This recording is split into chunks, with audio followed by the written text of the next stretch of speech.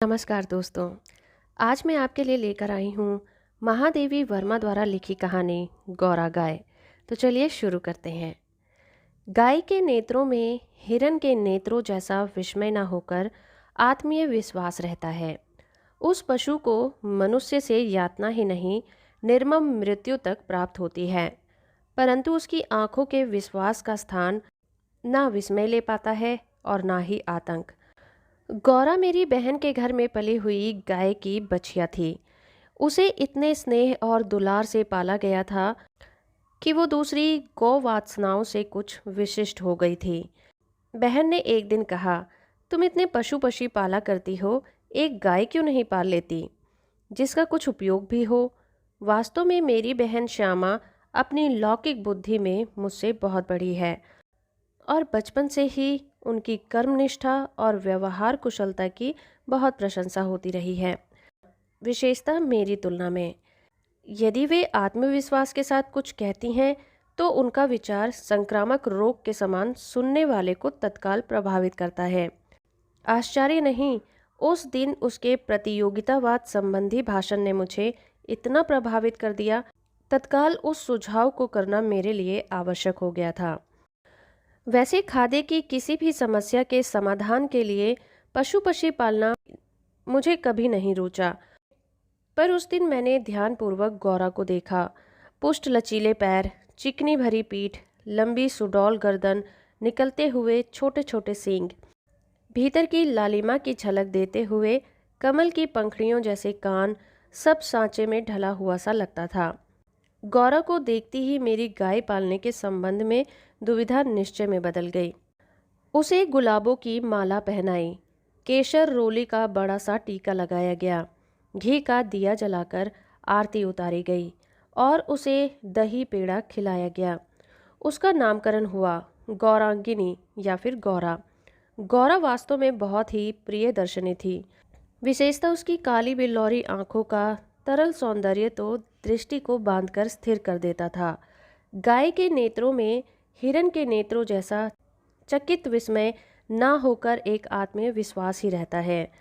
उस पशु को मनुष्य से यातना ही नहीं, निर्मम मृत्यु तक प्राप्त होती है, परंतु उसकी आंखों के विश्वास का स्थान न विस्मय ले पाता है और ना ही आतंक।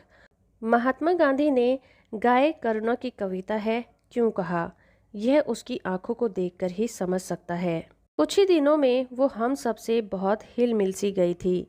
अन्य पशु पक्षी अपनी लघुता और उसकी विशालता का अंतर भूल गए। पक्षी उसकी पीठ और माथे पर बैठकर उसके कान तथा आंखें खुजाने लगे थे। वो भी स्थिर खड़ी रहकर और आंखें मूंदकर मानो उनके संपर्क सुख की अनुभूति में खो जाती थी। हम सबको ये आवाज़ से नहीं, पैर की आहट से भी पहचानने लग गई थी। समय का इतना अधिक बोध उसे हो गया था कि मोटर के फाटक में प्रवेश करते ही वो बाँ बाँ की ध्वनि से हमें पुकारने लगती थी। चाय, नाश्ता तथा भोजन के समय से भी वो प्रतीक्षा करने के उपरांत रंभा रंभा कर घर सिर पर उठा लेती थी। निकट जाने पर वह सहलाने के लिए गर्दन बढ़ा देती, हाथ फेरने पर मुख आस्वत भाव से कंधे पर रखकर आंखें मूंद लेती थी। जब उससे आवश्यकता के लिए उसके पास एक ही ध्वनि थी, परंतु उल्लास, दुख, उदासीनता आदि की अनेक छाया उसकी बड़ी और काली आंखों में तैरा करती थी। 1 वर्ष के उपरांत गौरा एक पुष्ट सुंदर वत्स की माता बनी। वत्स अपने लाल रंग के कारण गेरू का पुतला जान पड़ता था। माथे पर पान के आकार का श्वेत तिलक और चारों पैरों में खुरों के ऊपर सफ़ेद वलय ऐसे लगते थे मानो गेरू की बनी वत्स भूमि को चांदी के आभूषणों से अलंकित किया हो। बछड़े का नाम रखा गया लालमणि, परंतु सब उसे लालू के नाम से संबोधित करते थे। माता पुत्र दोनों निकट रहने पर हिम राशि और जलते अंगारे का स्मरण कराते थे। अब हमारे घर में मानो दुग्ध महोत्सव आरंभ हुआ। गौरा प्राय 12 सेर के लगभग दूध देती थी, अतः लालमणि के लिए कई सेर छोड़ देने पर भी इतना अधिक शेष रहता था कि आसपास के बाल गोपाल से लेकर कुत्ते बिल्ली तक सब मानो दूधो नहाओ पूतो फलों के आशीर्वाद से फलित होने लगा था। कुत्ते बिल्लियों ने तो एक अद्भुत दृश्य उपस्थित कर लिया था। दुग्ध दोहन के समय वो सब गौरा के सामने पंक्ति में बैठ जाते और महादेव उनके खाने के लिए निश्चित बर्तन रख देता। किसी विशेष आयोजन पर आमंत्रित अतिथियों के समान वे परम श्रेष्ठता का परिचय देते हुए प्रतीक्षा करते रहते। फिर नाप नाप कर सबके पात्रों में दूध डाल दिया जाता, जिसे पीने के उपरांत वो एक बार फिर अपने चारों स्वर में कृतज्ञता ज्ञापन सा करते हुए गौरा के चारों ओर उछलने कूदने लगते थे। जब तक वो सब चले न जाते, गौरा प्रसन्न दृष्टि से उन्हें देखती रहती। जिस दिन उनके आने में विलंब होता, वो रंभा रंभा कर मानो उन्हें पुकारने लगती। पर अब दुग्ध दोहन की समस्या कोई स्थायी समाधान चाहती थी।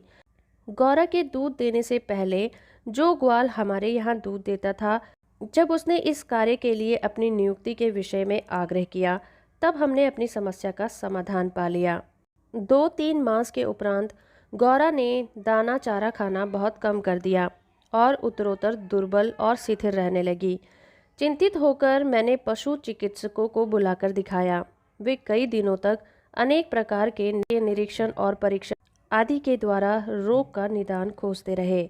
अंत में उन्होंने निर्णय दिया कि गाय को सुई खिला दी गई है, जो उसके रक्त संचार के साथ एकदम हृदय तक जा पहुंची है। जब सुई गाय के हृदय के पार हो जाएगी, तब रक्त संचार रुकने से उसकी मृत्यु निश्चित है। मुझे कष्ट और आश्चर्य दोनों की अनुभूति हुई। सुई खिलाने का क्या तात्पर्य हो सकता है? चारा तो हम खुद देखभाल करके देखते हैं, परंतु संभव है उसी में सुई चली गई हो। पर डॉक्टर के उत्तर से पता चला कि चारे के साथ सुई गाय के मुख में भी छिदकर रह जाती है। गुड़ की डली के भीतर रखी हुई सुई ही गले के नीचे उतर जाती है और अंततः रक्त संचार में मिलकर हृदय में पहुंच सकती है। अंत में ऐसा निर्मम सत्य उद्घाटित हुआ जिसकी कल्पना भी मेरे लिए संभव नहीं थी। प्राय कुछ ग्वाले ऐसे घरों में जहां उनसे अधिक दूध लेते हैं, गाय का आना सह नहीं पाते। अवसर मिलते ही वो गुड़ में लपेटकर सुई उसे खिलाकर उसकी असमय मृत्यु निश्चित कर देते हैं। गाय के मर जाने पर उन घरों में वो दोबारा दूध देने लगते हैं। सुई की बात ज्ञात होते ही ग्वाला एक प्रकार से अंतर्ध्यान हो गया। हमारा संदेह विश्वास में बदल गया। वैसे उसकी उपस्थिति में भी किसी कानूनी कार्रवाई के लिए आवश्यक प्रमाण जुटाना असंभव था।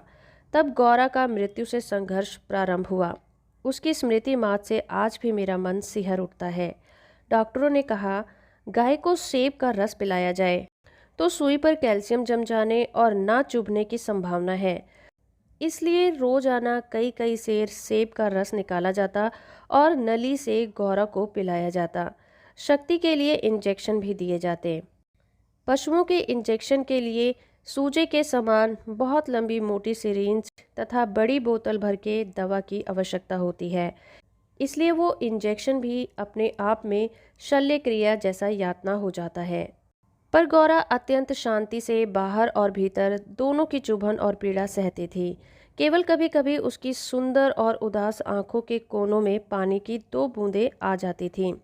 अब वह उठ भी नहीं पाती थी, परंतु मेरे पास पहुंचते ही उसकी आंखों में प्रसन्नता की छाया सी तैरने लगती थी।